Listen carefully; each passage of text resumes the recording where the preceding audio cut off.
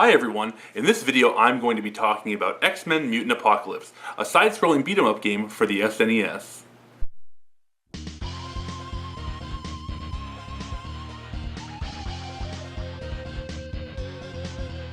In X-Men Mutant Apocalypse, you play as 5 different X-Men: Gambit, Psylocke, Cyclops, Wolverine, and Beast, trying to free their fellow mutants from an island where they are being held captive. Each playable character has a different skill or ability that makes them unique. Gambit moves at a medium speed and has a long-range special attack.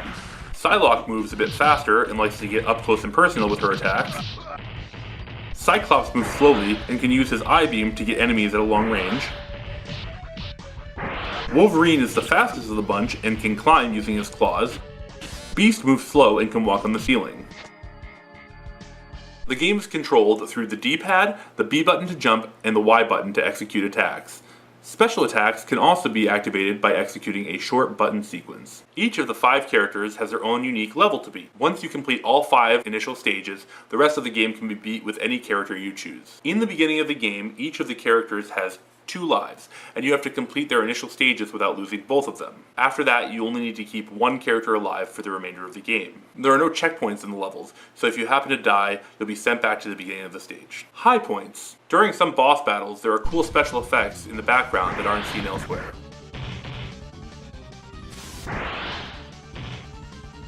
The bosses are pretty unique, and it doesn't feel like you're fighting the same guy over and over again.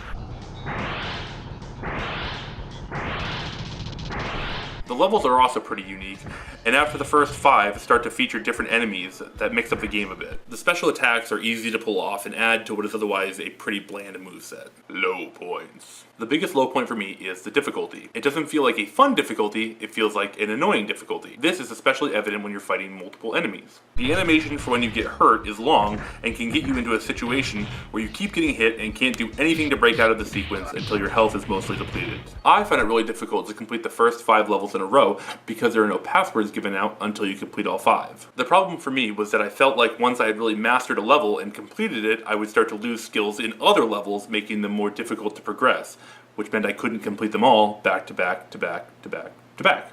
The controls are really sluggish, and it always feels like there's a delay between pressing a button and something happening on screen. In most cases, there's no reason to do anything other than the special attack. Regular punches and kicks just aren't helpful most of the time when you can do a really powerful attack with a short button sequence. Final thoughts. This game really frustrated me. I don't mind it when a game is hard, but I hate it when it feels like a game is wasting my time. And that's how this game felt. This isn't the worst game in the world, and it's not impossible. I just didn't have any fun after the first hour or so, which is when it started to feel really tedious. I know I'm not the best gamer in the world, but I've played some pretty hard games and had fun doing so. This was not one of those experiences. Honestly, I didn't even make it all the way through the game due to its difficulty. However, I did play for a solid 4 hours, and I could see beating this in a few if you were really good. But I was not. That about sums up my thoughts for X-Men Mutant Apocalypse on the Super Nintendo. Thanks for watching. See you next time.